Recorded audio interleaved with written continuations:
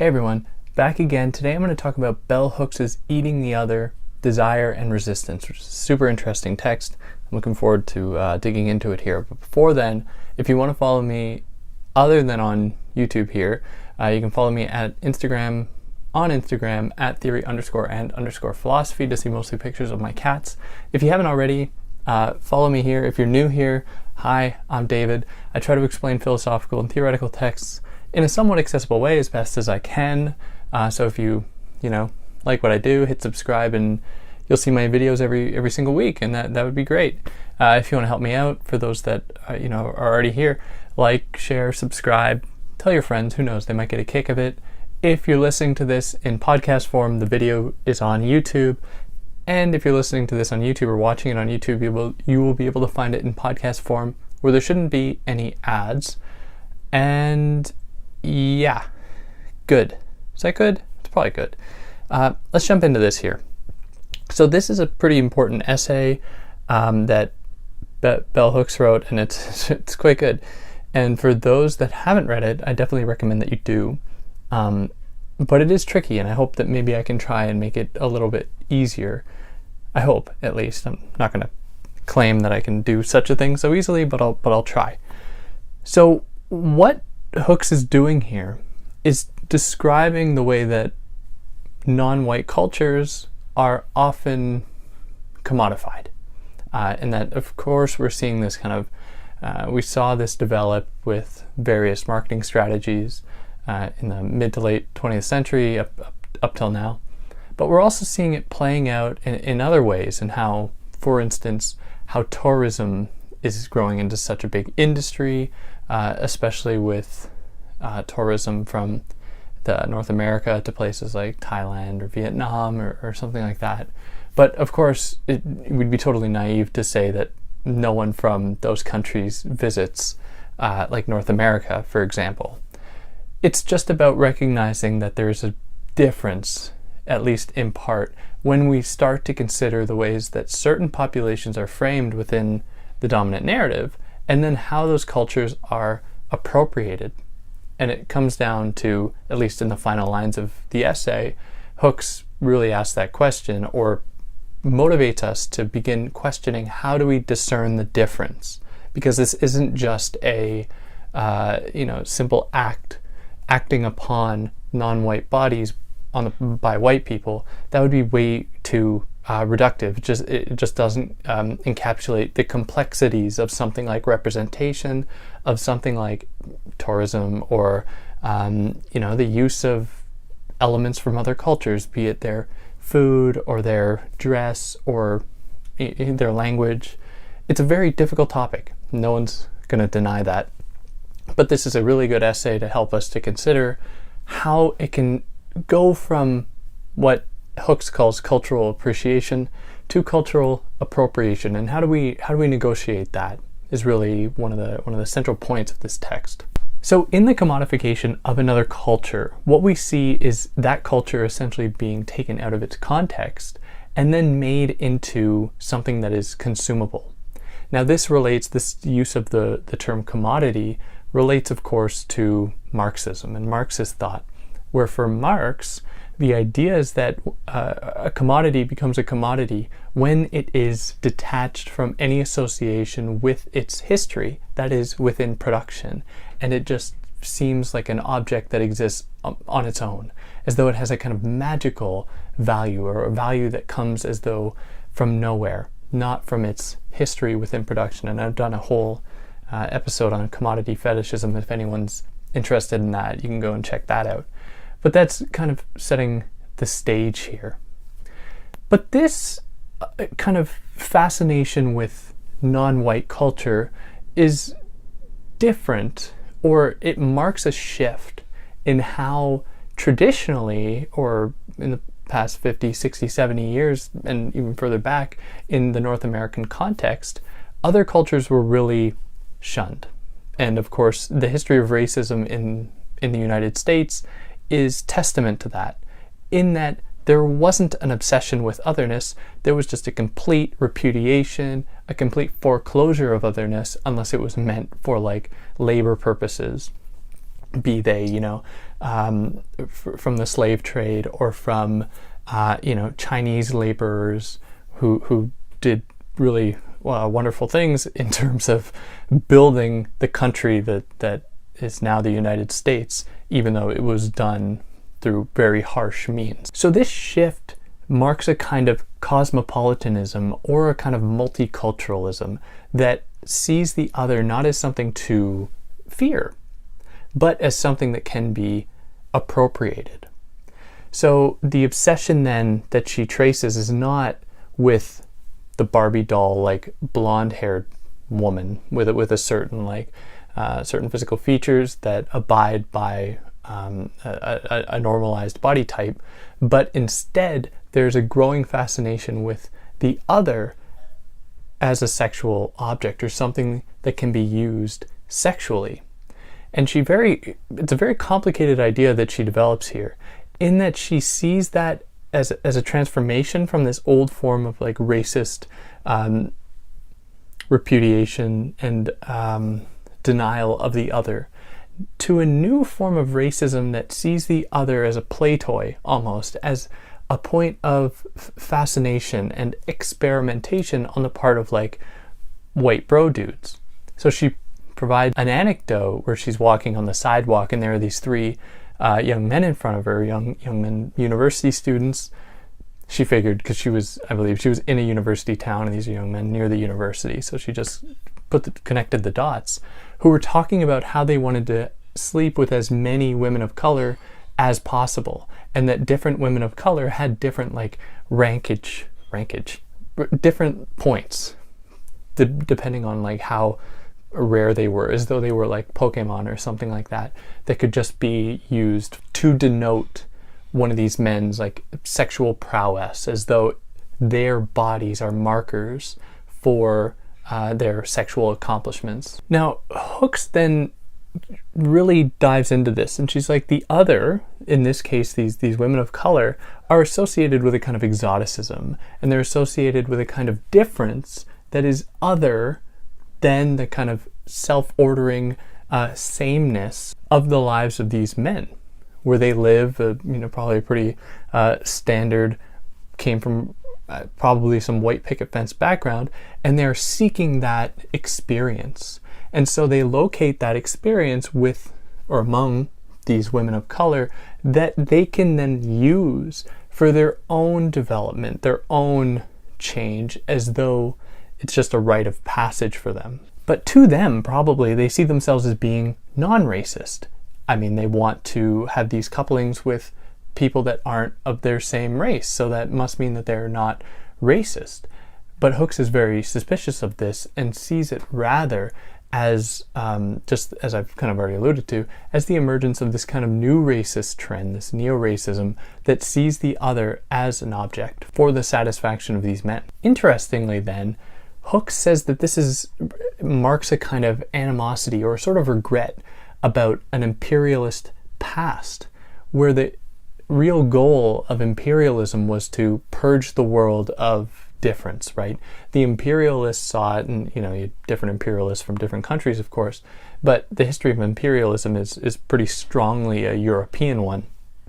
But they sought to rid the world of difference in order to make it like Christian, to make it democratic, to make it not democratic, but to make it like essentially European, or to spread that word about civilization to so-called uncivilized people. And it seems as though this would be a reversal of that.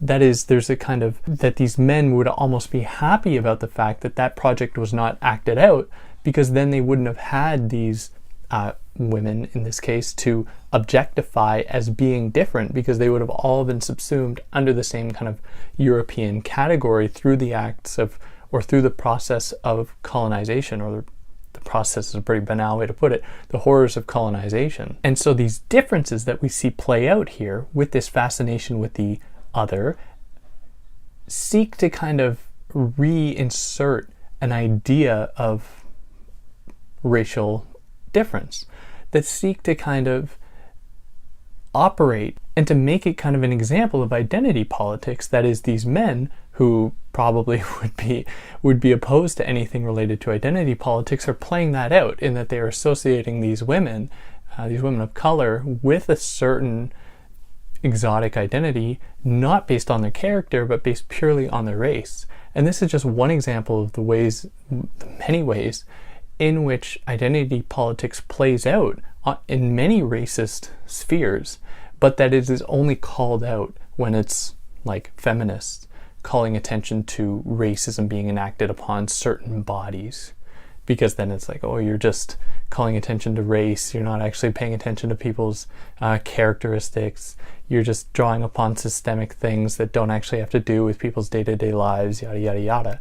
But we're seeing that play out very much in this sphere as well. And so there's a kind of freezing of the other in their difference as being different.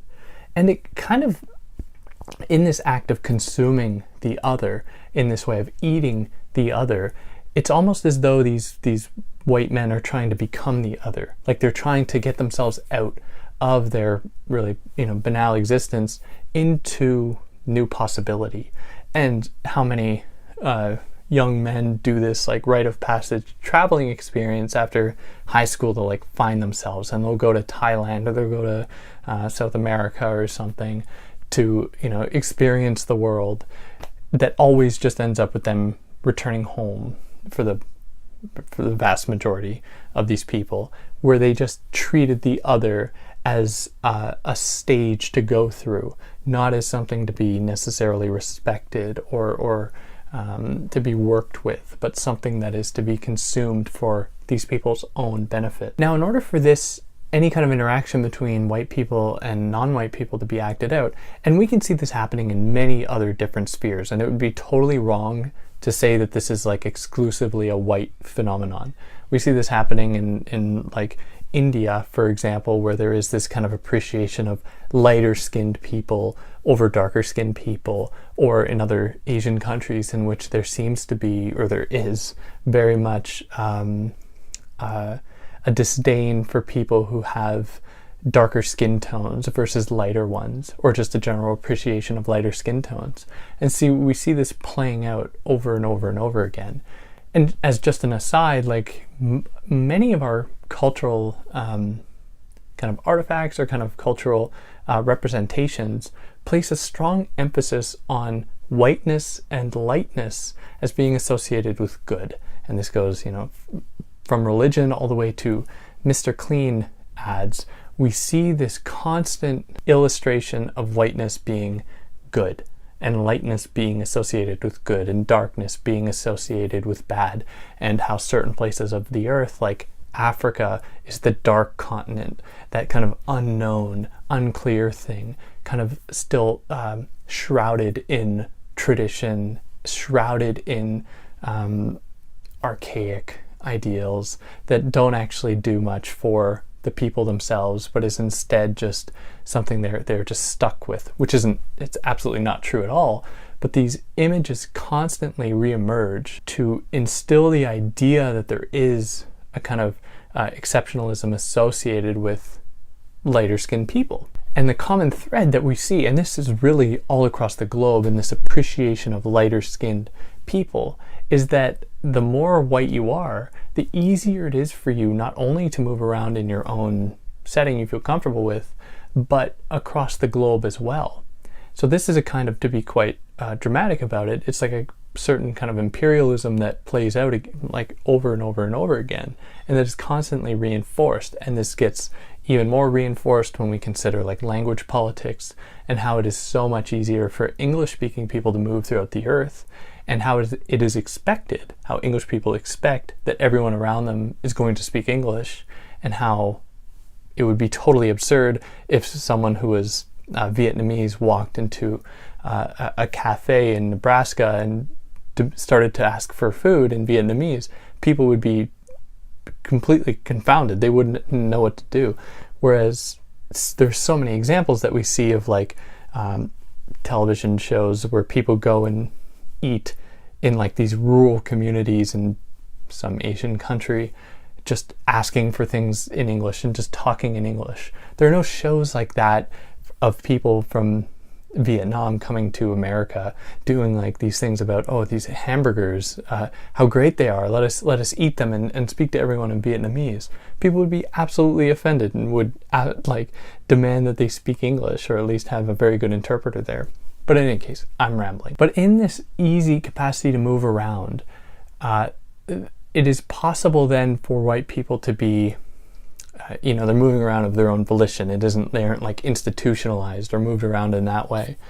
It is much easier for white people to assume a kind of cosmopolitan or kind of multicultural appreciation. That is, they can welcome these things because nothing really affects them in the way that it might affect someone else. That is, there's a believed move away from tradition on the part of like Western people or people associated with the West, especially white people in these contexts, that give them a certain privilege while other people are still caught in tradition. Now, I'm not saying that that's the case, but this is certainly one image or one idea that is kind of reinscribed in our day-to-day lives. That is, in many of the different media we consume, many of the different images that we consume, that constantly reinvigorate the idea that white people are like more developed, moving away from tradition, not stuck in the past, whereas other people, especially non-white people, are still stuck to their traditions and they just need to develop and get out of that, as though their race is not holding them back. Within a globalized, white-centric world, it is very difficult for any culture to just do what those of European heritage can now come to comfortably do on the world stage. Now again, this is an extremely difficult situation, and it really should be handled in much more microscopic ways. And I'm not saying that Hooks needed to do that. Hooks is giving us a very interesting approach to this problem. But to really get at the heart of it, of course, there's much more nuance that's needed in terms of what whiteness is, the history of whiteness, who is considered white, who is not considered white, white passing people, people of color, how different people of color are work alongside, cooperate with, are antagonistic with, just by various histories with whiteness. It is extremely complicated and demands a lot of work, and this work has been done across many different books and many different writers. But this is just one piece of it. And so to kind of wrap it up, or to conclude, Hooks is very skeptical of any kind of reactive effort to reclaim a kind of cultural identity that is being appropriated or consumed by the dominant class or race. She gives the example of black nationalism that she says is more a gesture of powerlessness than it is one of critical resistance. And she says the same thing about rap music, and she's very critical of rap music, and in my mind suspiciously critical of black male youth culture in the United States. But she says that it does less for the black community than more meaningful action does, in that it is, in the case of rap music, it is very sexist, misogynistic, homophobic, and so we aren't actually seeing effective challenges to the system at hand, or to stuff like things like essentialism that so often works against black bodies. We actually see a reinscription of that, she says, with something like rap music that is more reactive than necessarily proactive, which there are different approaches to that question, but in any case, that's what she gives us, and it's super interesting. And she concludes by really emphasizing again that we need to be having these conversations about the difference between cultural appreciation and appropriation. If you're just wearing Native American clothing to go to a concert or to a Halloween party, you should probably be interrogating that. If you're with indigenous people who ask you to wear traditional of a traditional nation's clothing, then that's absolutely a wonderful thing that you've been welcomed into that community to be a part of that. But of course, the distinction is difficult to draw. How do we identify what is, like in the case of the United States, what is black culture attire versus white attire? And how do we actually develop these lines? Because they change so rapidly as well that it's just difficult to necessarily know what to do. Dreadlocks are probably bad, though. It's just one thing for white people, but in any case, that's that. If you'd like to tell me more about what you might think or anything you'd like to add, I'd love to hear about it. If you didn't like what I did here, there's the dislike button for that reason. And yeah, if you liked it, subscribe and then tune in next week. I'll have something else for you. And yeah, take care, everyone.